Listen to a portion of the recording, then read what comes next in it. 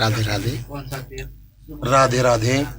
आज मैं पंडित महेंद्र प्रताप दीक्षित, हमारे पंडित जी ब्रज रमण जी, ब्रजेश जी, और लुधियाना से और पूना से हमारे ज्योतिष वेद और वास्तु दोष के विशेषज्ञ पंडित दिनेश जी इस चर्चा गोष्ठी में हैं। तो मैं आपसे सबसे पहले पंडित जी आपसे यही पूछना चाहता हूँ शास्त्री जी कि घर में आजकल जगह बहुत कम होती हैं, सीमित होती हैं, और उस सीमित जगह में भी आज का वातावरण जो प्रदूषण का हो गया है, तो इसमें ऐसे कोई पौधे लगाए जाएं जिनसे हमारा वातावरण पवित्र रहे, शुभता ज्यादा आए, नेगेटिव एनर्जी हमारी दूर जाए, पॉजिटिव एनर्जी से हमारा घर हमेशा भरा रहे और बच्चों को भी प्रतिकूल प्रभाव ना पड़े, हमेशा ही सुख समृद्धि की तरफ बढ़ते रहे। ऐसे अगर कोई पौधे हैं, किस प्रकार का माहौल घर के आंगन बना सकते हैं? जैसे आपने बहुत अच्छा प्रश्न किया गुरुजी। घरों के अंदर आजकल जगह नहीं रह गई है, हाँ। क्योंकि बहुत जगह महंगी हो गई है, और उसके लिए फिर वृक्षों के लिए भी जगह छोड़ो, घर बनाने के लिए भी जगह छोड़ो, हाँ। तो बड़ा ही ये जटिल प्रश्न बन गया है।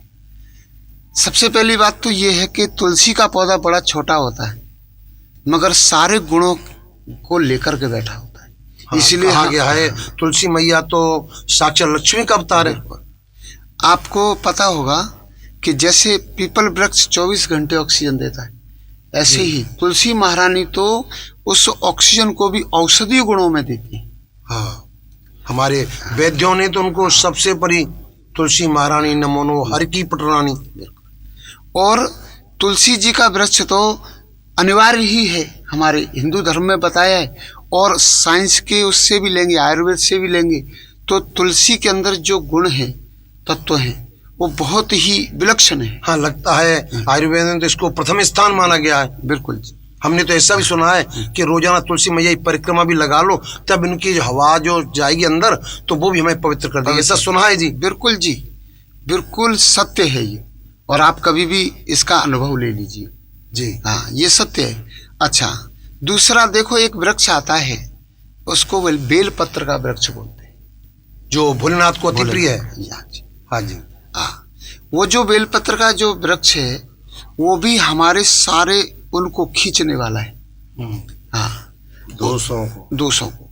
हाँ हाँ। दूसरा, बेलपत्र का वृक्ष, उसको हम सूर्य भगवान का एक बहुत ही विशेष वृक्ष मानते हैं। हाँ जी। शास्त्री जी मंत्र में तो कहा गया है ते जन्म पापम हरम है, तो 3 जन्म के पापों को हरण करने वाला है, हर लेता है ना। जैसे बोलते हैं ना कि सूर्य भगवान अगर किसी की ज्योतिषी कुंडली में अगर प्रबल हो, तो उस व्यक्ति को मान सम्मान ऐसे मिल जाता है जैसे वो कहीं रख के ही आए थे और बस लाने ही वाला है। ऐसे ही जब सूर्य भगवान का जो वृक्ष, जो भगवान शिव को अति प्रिय है जी, हाँ, और वो वृक्ष दरवाजे के सामने हो, जगह ज्यादा नहीं लगती, वो सीधा ही चला जाता है, तो उस वृक्ष से घर में सब प्रकार की सुख शांतियों का लाभ मिल जाता है। यानी नेगेटिव एनर्जी सारी खत्म होगी, खींच लेता है। आपका मतलब है तुलसी जी से और बेलपत्र से हाँ जी, सारी नेगेटिव एनर्जी खत्म हो जाएगी और हमारा घर पॉजिटिव एनर्जी से भर जाएगा, भर जाता है, सारे कष्ट बाधाएं सब दूर होंगे। देखो, नेगेटिविटी क्या होती है? नेगेटिविटी होती है गुरुजी, घर में कोई बीमार पड़ जाए, समझो, एक अगर व्यक्ति बीमार है तो उस घर की पूरी हंसी खुशी को वो छीन लेता है। बिल्कुल बिल्कुल। और अगर ये आरोग्यता हमारे घर में इन वृक्षों की वजह से, जब अगर हम निरोगी हैं तो हमारा घर फलेगा फूलेगा ही, खुशहाल ही रहेगा, सीधी बात है। हाँ, मन प्रसन्न है, स्वास्थ्य सही है, तो हमारा घर भी फले फूलेगा। बिल्कुल ठीक है। अच्छा, और एक और वृक्ष है, बहुत लोग जानते भी हैं और लगाते भी हैं, और शोभा के लिए भी बड़ा अच्छा है, उसको बोलते हैं हमारे अशोक वृक्ष। हाँ, जिसका तो नाम से ही सिद्ध हो रहा है अशोक। अशोक को कभी अंदर ही ना आने दे। अच्छा, ये जो बनाए हम, ये जो वृक्ष बताए हैं, बेलपत्र का जो वृक्ष होता है उसकी भी जड़ें नीचे ही जाती हैं, आजू बाजू नहीं फैलती। हाँ, ऐसे ही अशोक वृक्ष भी है ना, नीचे सीधी जड़ें जाती हैं और वृक्ष सीधा ऊपर जाता है, यानी दीवालों को, मकान को किसी प्रकार का नुकसान भी नहीं कर सकता। इसका मतलब ये हुआ, इसलिए ये घर के अंदर रखने वाले पौधे हैं। ये तो बहुत अच्छी बात बताई। और इनमें आरोग्यता देने का विशेष गुण है जी। हाँ, बेलपत्र ही तो कहते हैं, उसको खाने से पेट की बीमारियां खत्म हो जाती हैं और प्रजनन क्रिया बढ़ जाती है। तीनों तत्वों को तुलसी मैया से तो सारी बीमारियां नष्ट हो जाती हैं।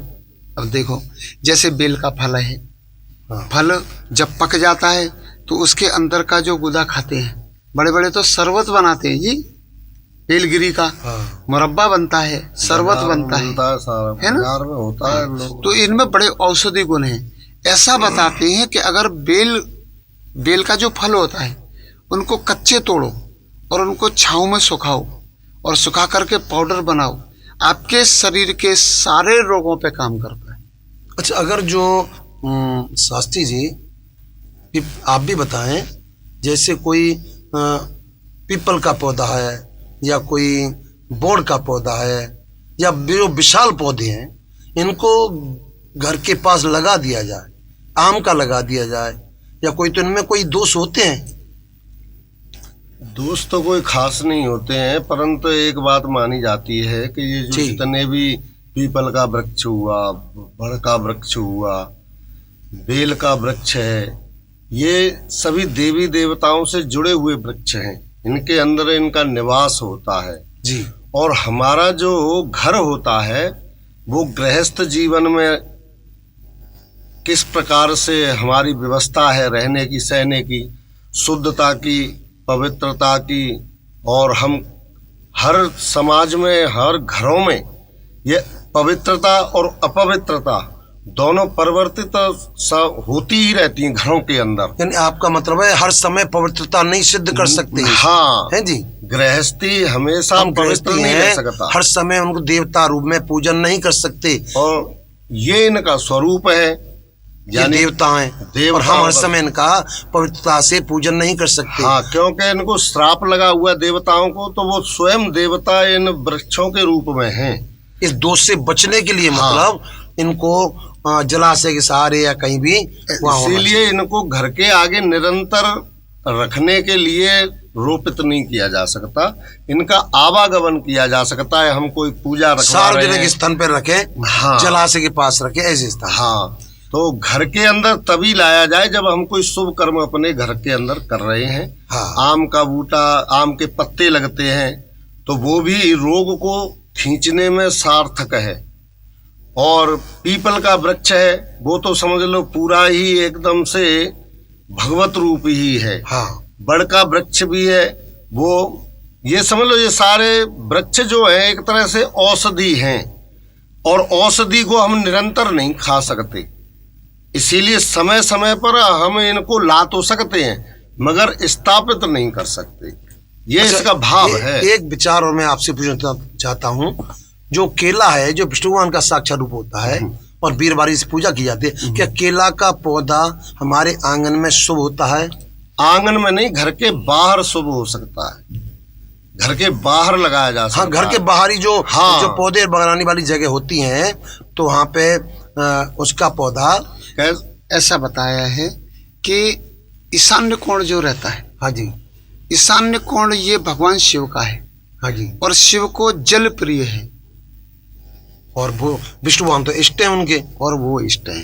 इसीलिए केले का पौधा जल तत्व या बांस का पौधा ये ऑटोमेटिक जल को खींचते हैं। इसलिए ईशान्य कोण में अगर ये पौधे लगाए जाएं तो आपकी लक्ष्मी को बढ़ा देते हैं। देखो, लक्ष्मी जी की जो उत्पत्ति है वो जल से है। तो केला का बूटा जैसे घर में ईशान कोण में लगा देना। अगर हम कोई घर का निर्माण करते हैं, हाँ, तो हर चीज का वास्तु से संबंध हो जाता है। हमने कोई वृक्ष लगाना है या हमने कोई घर के अंदर रसोई बनानी है या लेटरिन बाथरूम बनाने हैं, किसी भी प्रकार का कोई भी है, और वृक्ष भी हम बूटे भी लगाते हैं, छोटे मोटे पौधे लगाते हैं, वो भी वास्तु के अनुसार ही लगाया जा सकता है, तो हमको लाभ मिलेगा। अब जैसे बड़े बड़े वृक्ष हैं, हम क्यों नहीं बड़े लगा वृक्षों में जी आपसे पूछूं, जय नीम का पौधा ज्यादातर गांव में लगाया जाता है, कुछ गांवों में नीम को जल भी चढ़ाया जाता है इनको देवता मान के। क्या नीम का वृक्ष और मकान के आगे लगाया जाए? देखो गुरुजी, कैसा है जो हमने बताया आपको कि वृक्ष जो होते हैं देवता उसे ही बोला जाता है जिनमें देने की क्षमता है, जिनमें देने की क्षमता, वही देवता बन गए। बिल्कुल ठीक। अच्छा, जो दे नहीं सकते, कुछ हमको हानि पहुंचाते हैं, उनको हम देवता नहीं बोलते, दैत्य बोल सकते हैं। तो नीम दैत्य बोल सकते हैं। तो नीम का वृक्ष तो एक ऐसा है कि हर औषधीय गुणों से भरा हुआ है। हाँ, हमने सुना है सांप काटने में, फोड़ा फुंसी में, चर्म रोग में, तो नीम तो एक महान दिव्य औषधि है जी। आपको एलर्जी से बचाता है। हाँ, हर चीज की एलर्जी से बचाने के लिए आप नीम के जड़ से लेकर के, तने से लेकर के और पत्तों तक ले लेते हैं। दिव्य औषधि है। ये बढ़िया बात कही आपने कि जो है घर के अंदर अगर कोई देवता हम स्थापित कर लेते हैं तो वो दैत्य हो जाएगा। क्योंकि उनकी देने की क्षमता है।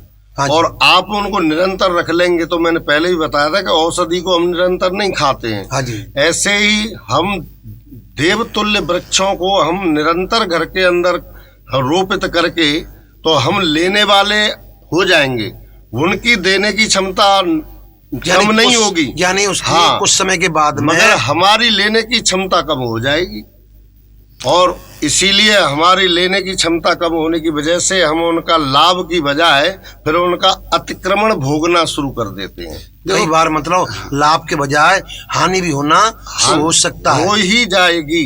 देखो कैसा होता है कि पंडित जी कह रहे हैं वो एकदम सही बात है।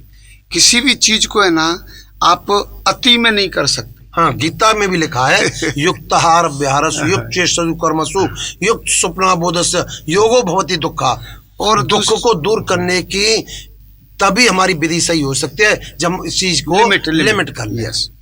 और दूसरी बात ऐसी है, एक सीमा में, कि बड़े बड़े वृक्षों को घरों में हम लगा नहीं सकते। जैसे हाथी को एक तुम 5x5 की जगह में नहीं रख सकते तो ऐसा भी है, उसके लिए उतनी जगह का। जैसे बड़े बड़े अभी फार्म हाउस बनते हैं तो वहाँ पे बड़े एकड़ों में जगह होती है। यहाँ घर हो गया, पश्चिम दिशा में पीपल के पेड़ को लगाओ, जो हवा चलती है उस हवा में पीपल के पेड़ से वायु आती है तो छन छन की बड़ी शुद्ध ऑक्सीजन आती है ना।